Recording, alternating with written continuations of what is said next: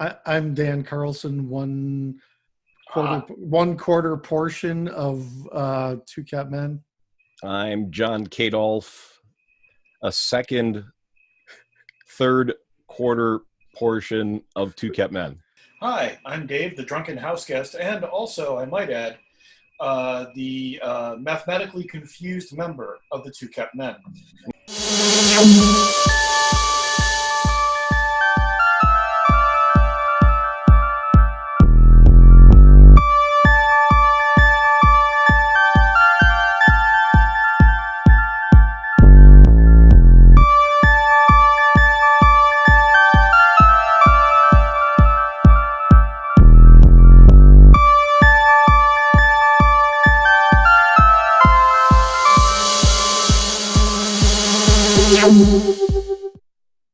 John's blocking it out, but I love the fact that ship has boobs.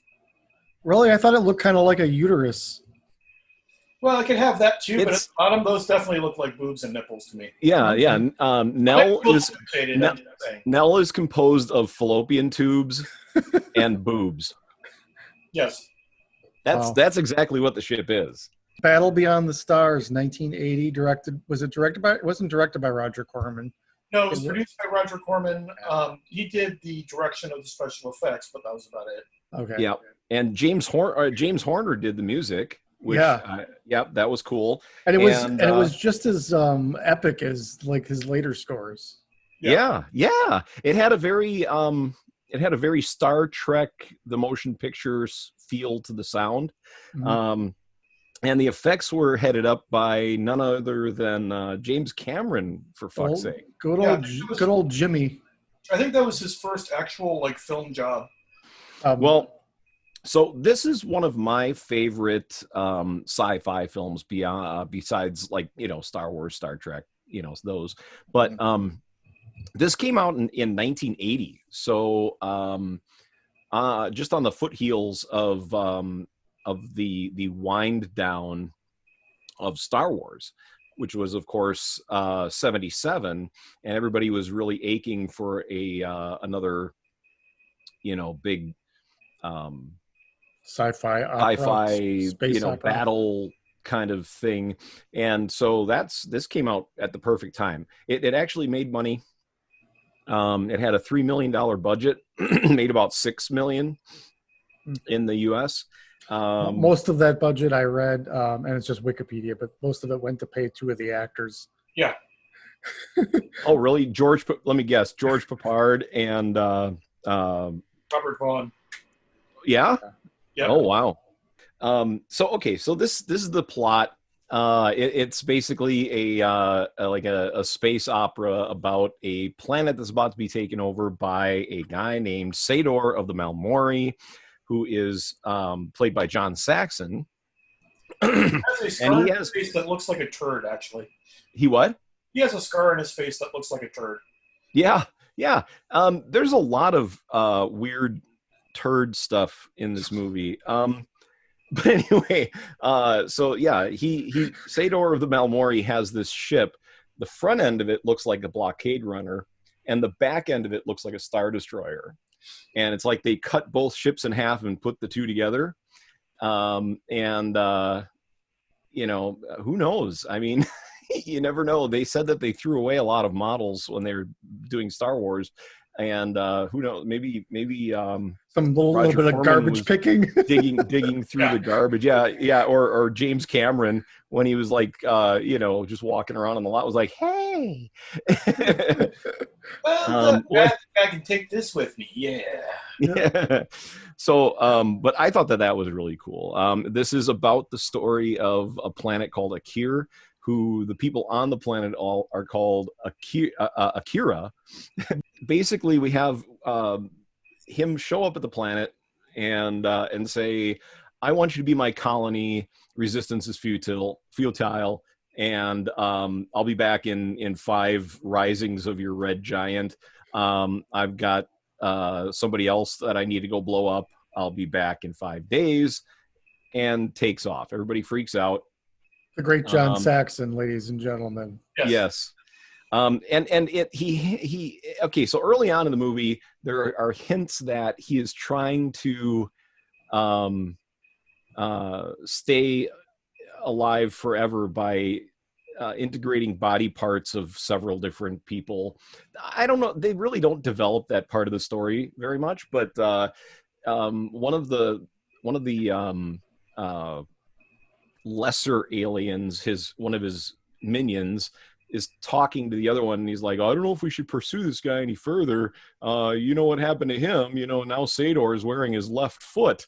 And I'm like, at first I was like, what? Oh, and then I was like, oh yeah, he replaces his body parts with with his enemy's bodies parts to keep himself going. And so, okay, so he flies off to I think it's a planet called Umamil, or something like that, which is basically Alderaan. And he has a stellar converter. Converter, yes, which is basically like the Death Star super weapon. Yeah. And so John Boy stumbles into this like board meeting of the Akirans, and where Zed is this kind of blind warrior ancient who is blind. I think I said that already. Yeah. And he's old too. Yeah, and he's ancient. He's basically the Obi-Wan Kenobi of this movie. Yeah. And he's like, "What are we going to do? I don't know. You know, and we have to stand by the Varda, but we have to meet violence with violence, and you know, this and that." And John Boy's like, "That's not what we do." That's not. Yeah, we adhere to the Varda, which is like the Bible. And they're like, well, we have to find people to help us. And so Zed's like, well, I can't fly anymore. And so John Boy's like, I'll do it. And they're like, you're a boy. And he's like, yeah. And yeah, but I got a cool mole, man. And so I can fly that ship. What, that piece of junk? The Millennium, the Nell. And so he's like, yeah, she trusts me. Yeah, okay, so exactly. For the next part of the plot, the kid tracks down 7 different samurai, all of whom have great, or Western gunmen, all including one played by Robert Vaughn, who is definitely not playing his part from the Magnificent Seven at all. Definitely not. Oh, I have my impression of people there are named Akira, and that was not a nod to Akira Kurosawa at all. No, okay, yeah. Sorry. Okay, I have an impression of Robert Vaughn from this movie. Okay. Hold on, I gotta get my hair. Oh, that's right, because the hair is awesome on him. It's not quite right, but yeah, we gotta do what we gotta do.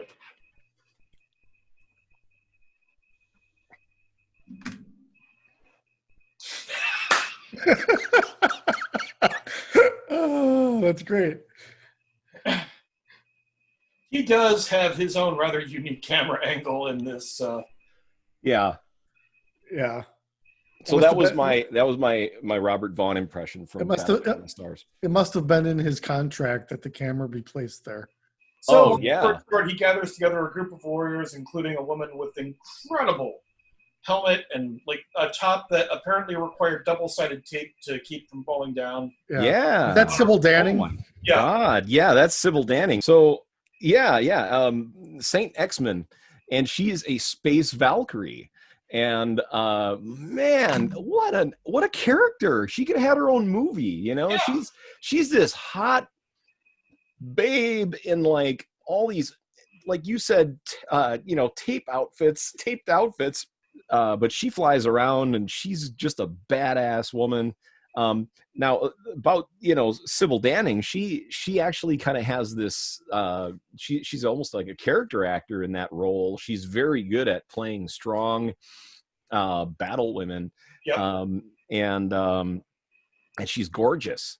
And so anyway, so they meet down George Papard, cowboy. Yeah, That's literally his name. That's it. yeah. And he is totally warming up to play Hannibal Smith in the A-Team in a few years because that's pretty much his character there. Yeah, yep. You could see parts of people's characters in these characters. It was really interesting. He plays. And Robert Vaughn's character's name is Gelt, by the way. So yeah, he has to head to the Phoenix Cluster, I think it's called, to talk to a Dr. Hephaestus or something, and he gets there, and he's greeted extremely warmly, by when he sits down in that little tram, and it gets him by the neck and the hands and everything, and takes him in by not the name. What's her name? Nanelia. Oh, yeah. It's in by Nanelia. Yeah. This is the kind of thing where like the names, to me, why can't you just name people John, Dave, Gary? Yeah. I have a feeling they basically had a series of consonants and vowels mixed together in a hat. And they pull out 3 of them and go, yeah, it's like, yeah, that works. Yeah. They spilled the Scrabble game, and just made names as they picked up letters. Right. So they get there, and Dr. whatever his name is, he's like, I can help you, but you have to sleep with my daughter. And he's like, I don't have time for this. Okay, dude, did you look at the daughter? You have 15 minutes. Yeah. I don't care what you're doing or what you're trying to do or who to save. You've got that 15 minutes. He was preparing the what did he call it? He called it the conjugal suite with fresh sheets and everything. Well, it I wasn't. love Roger Corman so much. To be fair, the script was sort of positioning it as a life of servitude and slavery, that if he would take it. Even though, you could, like you pointed out, he could have just 15 minutes. And yeah, and then still left. Just saying, throwing it out there. There is such a thing as multitasking while having sex, and this kid should have learned a little bit about that. Anyway, yeah. So they steal they take off. He takes off. She stays behind. She's like, I can't leave my dad. He's just ahead on a platform, and he just wants what's best for me. And he's like, okay, it's your life. Bye. There's this weird singing robot. Did you guys catch that? Like there's a robot on the gurney, and she's working on him. And then there's that weird kind of.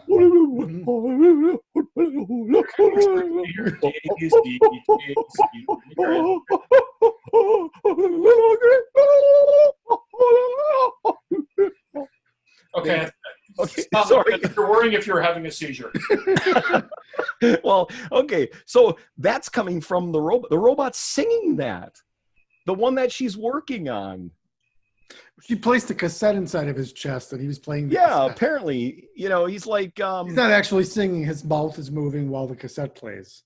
Sort of like a Teddy Ruxpin kind of Teddy thing. Ruxpin. Okay. Yeah. Mm-hmm. Gotcha. Yeah. My favorite characters were the guys with the paper eyeballs taped to their forehead. The Nesters. Where they get to try a hot dog, and one of them tries a hot dog, and all 8 of them get to taste it. 5. Actually, 4. There's only 4 there. One is extra. He stays on the show. They're all 1, so it doesn't really matter Yeah. if there's 4 or 12 or 100. It's just 1.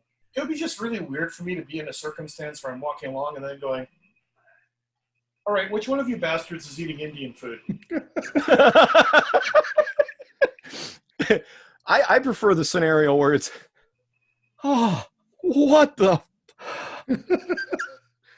Take that. Yeah. Thank you, guys. that moment you're like, that's great. It was a wonderful time, but could you maybe have realized that I was in the middle of a really important meeting when you decided to? I want to do that. I want to write a scene with those guys in that scene. Yeah, in the meeting of the Nesters. See, that should be a film that we should do just for chuckles, is sit there and take some of our favorite, like, bizarre Roger Corman character concepts and then throw them all into one film. I'm game. The B slate characters and turn them loose. Yep, Yes. there you go. Perfect. Yeah, those are my favorite guys. And then there was the other guy who was like a lizard guy. Oh, Yeah. Cayman. Yeah, they kidnapped a woman. They tied her up. They were going to eat her, but Yeah. then she told them that she was enemies with John Saxon, and they're like, "What? Yeah. They decided to join forces just out of their sheer hatred of this guy. Yeah. Morgan Woodward played Morgan Woodward, who is a very classic actor, played Cayman.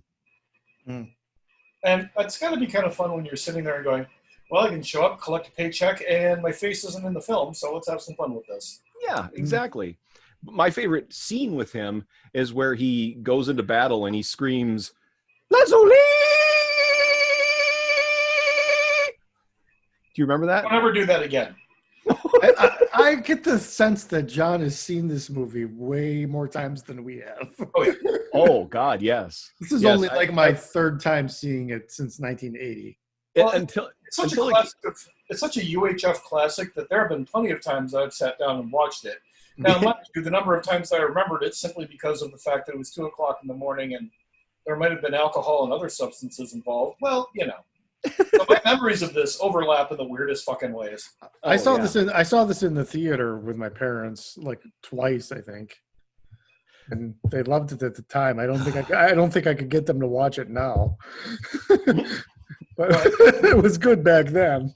Yeah. Hey, I think it holds up. I personally could watch this movie a dozen times in a row. I enjoy it. I think Flash Gordon has an edge over it for me, but with a Queen soundtrack.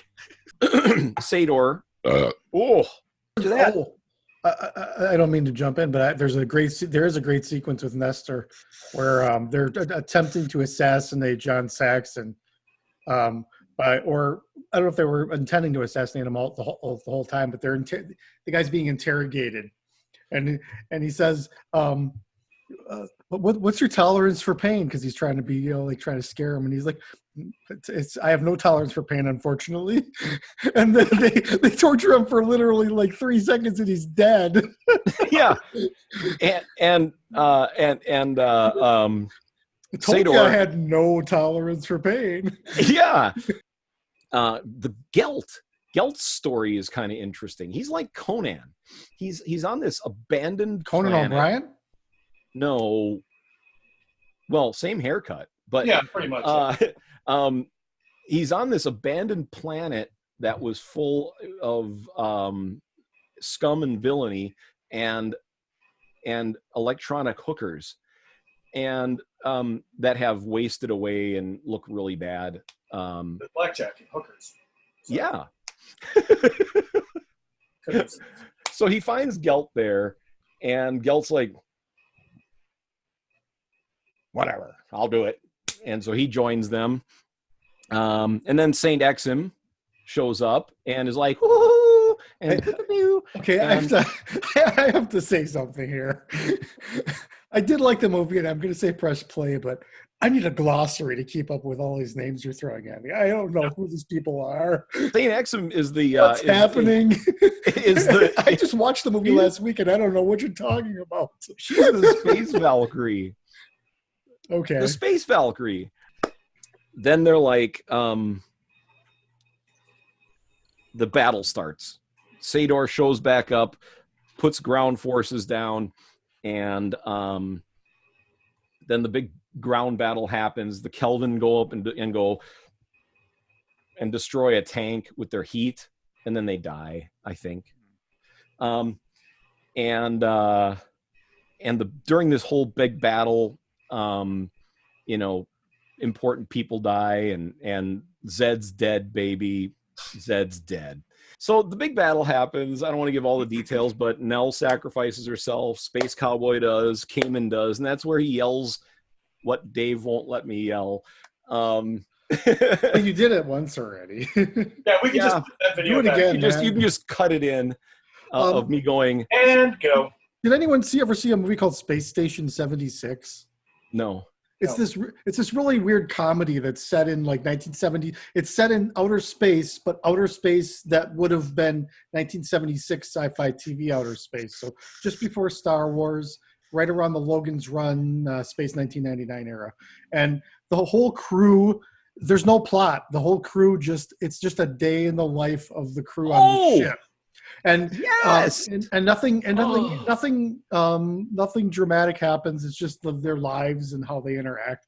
And Battle Beyond the Stars has a lot of stuff going on that doesn't really impact the plot. It just made me think of that. There's just like there's a lot of scenes of just like let's go find the next guy. Let's go find there's not a lot of forward momentum. It's still a good movie, but I just noticed that about it.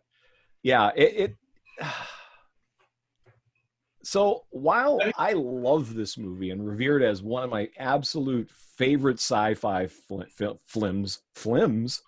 sci-fi films, boy, oh boy, Angry Orchard really does it for me. Goes from 0 to brain dead in moments. Yeah. It's absolutely one of my favorite sci-fi flicks ever, and I've always revered it. When I finally found it on video, I was so happy, and I watched it like every week for a year. But it certainly has some plot problems. It has some story issues, some pacing. Actually, pacing issues. If you're a Roger Corman fan, it's actually up on the higher edge of what you'd expect from a Corman production. I think. Well, that's the film that Roger Corman has said he spent the most on in his entire career. Yeah. Oh. Yeah. This is a guy who shot an entire movie in 3 days. So. Yeah. Oh wow! If you've not read Roger Corman's autobiography, I really recommend it. What's it called again? It's called How I Made 150 Films in Hollywood and Never Lost a Dime. Yeah. Wow. Yeah. Well, I mean, hey, it's amazing the stuff that comes out of Roger Corman. Wow, I'm really, my speech and everything is starting to go.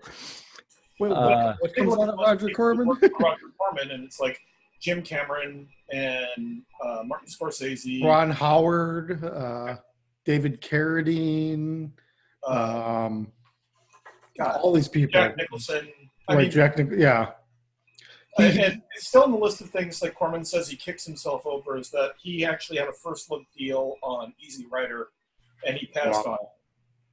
He was actually his company was actually offered the script to Alien, but he said, "Look, I can't give you guys the kind of money that you're going to need to make this right. So go shop it around different studios, and if you still can't make it, I'll make it cheap for you. But I think it deserves more money." So, and it did. He was right, and Ridley Scott nailed it. So yeah, so. I have nothing but respect for Corman. I'm a fan. I don't like everything he's done, but he's done a lot of good stuff. Let's face it, surviving that business for 50 some odd, 60 some odd years. Yeah. For that alone, you've got to respect the man. Yeah. And this movie, it was fun when I was a kid. It was fun revisiting it again. I don't know if I got as excited about it as John, but I'm probably not as emotionally. I was talking to Dave about movies that bring me back to a certain time, even though they may not be as good as you'd say, like The Ripper, the Tom Savini shot on video movie. It's not good, but it takes me back to being 15, so I watch it. Yeah.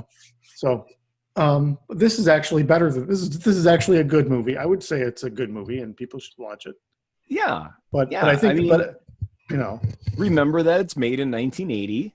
And I think the special effects are as good or even maybe slightly better than Star Wars. Oh, no. The ending where it blows up, I thought, that's where you actually spend the money for the camera that you can do super slow-mo with. Yeah, I think the effects are at least as good as Battlestar Galactica. I don't know if I'd say they're as good as Star Wars. Okay, all right, that's fair. I'd say Battlestar Galactica. There was actually a small glut of space movies between 1980 and 1984, and this actually looks comparable to all the higher end ones. I think for $3 million, I think they did a bang up job. Well, especially when probably $2 million of that went to paying George Papard. Yeah. Dave, so what do you think? I'm sorry. Go ahead. I definitely give it a press play and play and play and play and play. I say press play. There's enough fun stuff in there that you're gonna enjoy it.